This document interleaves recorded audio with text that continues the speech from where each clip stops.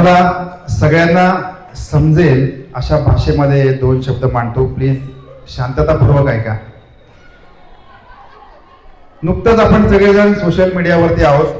अगदी 5 वर्षाचं लहान मुलं असेल ते अगदी 60, 65, 80 वर्षापर्यंतचे व्यक्ती हे सोशल मीडियावरती आपला बराच वेळ घालवतात. त्याच्यातून काही शिकत असतात, काही आपण आपले थॉट शेअर देखील करतो. नुकतंच लोकसभेच्या निवडणुका झाल्या. मला समोर जी लहान मुलं बसले, सगळे लहान मुलं, एकदम शांतता पाहिजे. आपल्या समोर एखादा मोठा व्यक्ती बोलत असेल तर त्याचा रिस्पेक्ट आपण शांत बसून केला पाहिजे. कळलं? सगळे माझं लक्ष आहे सगळ्यांकडे. कोण कोण? From this to this. तुम्हाला सगळ्यांना कळेल असंच बोलणार आहे. सोशल मीडियावर आहे. फेसबुक माहिती आहे तुम्हाला? बाळा माहिती आहे तुला? चष्मा? फेसबुक नाही माहिती? अरे बापरे. व्हॉट्सअप माहिती आहे? खोटं बोलते. ओके.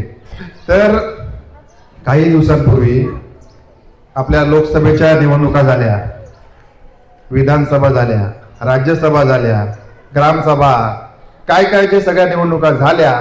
सगळ्या नेते मंडळींची भाषणं आपण ऐकली. मग आता थोडंसं सर्वसामान्य माणसाला ऐकायला काय हरकत आहे बाबा, बरोबर? कारण तुमच्या आमच्या सगळ्यांच्या आवडीचा, सगळ्यांच्या मनातला विषय मी आज इथे आपल्या सगळ्यांसमोर मांडतोय. पण आपल्या दैनंदिन आयुष्यामध्ये जे काही घडतात प्रसंग त्याविषयी मी बोलतो, कारण या सगळ्या गोष्टींचा प्रभाव, परिणाम तुमच्या आमच्यावरती रोजच्या रोज होतोय. उदाहरणार्थ, सोन्याचे भाव. महिला वर्ग खूप आहे. सांगू शकाल किती तोळा झाले? आता काकी समोर मागे बघून हसतात बघा दोघे जणी. तुमच्या काळामध्ये हे जे सोनं होतं हे अगदी मी असं ऐकलं की 60 रुपये, 80 रुपये, 100, 200, 300, 400, 500 आणि आजचा जो तोळ्याचा भाव आहे तो 1.5 लाख रुपये तोळा. अरे पोळा बाळांची लग्न करायची तर कशी करायची? आज सांगा, एखाद्या घरामध्ये जेव्हा संसार होतो तर कुठली घरातली स्त्री ही नवऱ्याने जर का दागिना दिला तरच 99.99% महिला खुश होत असतात. आजच्या घडीला आज हे जे महिला वर्ग आहे या हॅपी कशा राहणार? हा एक प्रश्न आहे. प्रत्येकाला पटणारा प्रश्न आहे. प्रत्येकाच्या मनातली जाणीव आहे, कळ आहे. कारण लहान मुलं आहेत. आपण असं म्हणतो ना की आपला तर वेळ निघून गेला, कारण आपण 40-50 हजार 25 हजार रुपयाने आपण सोनं करून घेतलेलं आहे. आज 1.5 लाख रुपये तेवढं सोनं कोण खरेदी करणार? असे अनेक विषय आहेत. कुणाला भगवा रंग आवडतो, कुणाला हिरवा आवडतो, कुणाला काय आवडतो. म्हणून काय, तुम्ही आज जो ज्याने राजकारणामध्ये प्रवेश केलाय ही व्यक्ती सुद्धा इतकं मोठं वाक्य बोलून जाते, धार्मिक तेढ पसरवते आणि परत त्याची माफी मागते. अरे बापरे, माझ्याकडून चूक झाली, मला तर असं बोलायचंच नव्हतं. मग याचे जे मुत्सद्दी उत्तरं असतात, ज्याला डिप्लोमॅटिक आन्सर म्हणतात, ते पण दिले जातात. त्याच्यावरती सारवासारव होते. आणि जर का आता हा जो विषय आहे ना की ज्या गोष्टींची डेव्हलपमेंट किंवा ज्याचा आपण विकास म्हणतो, आपल्याला पुढे काय करायचंय, आपले जी लहान लहान मुलं बसलेत त्यांना पुढे आपण कशी दिशा देणार, या गोष्टींचा जर का आपण विचार केला तर ज्यांना आपण नेता म्हणतो, आज जे आपल्याकडे हात जोडून वोट मागण्यासाठी येतात त्यांचीच भाषा दुसऱ्या दिवशी बदलून जाते की नाही? मग लोक म्हणतात की आता हा विषय थोडासा वेगळा होऊ शकतो, गंभीर होऊ शकतो, त्या विषयात मला जायचं नाही. पण आज समस्या ज्याला म्हणतो ना की आपण डेली रुटीनमध्ये कोणाकोणाला काय काय समस्या आहेत. खूप सारा महिला वर्ग आहे. पोरांनो शांत बसायचं आहे, समजलं? हां. तर घरामध्ये एक जी महिला असते, एक तिचं बाळ लहान पाळण्यामध्ये असतं, दुसऱ्या बाळाला शाळेचा डबा करून द्यायचा असतो आणि नवऱ्याचा डबा करून द्यायचा असतो.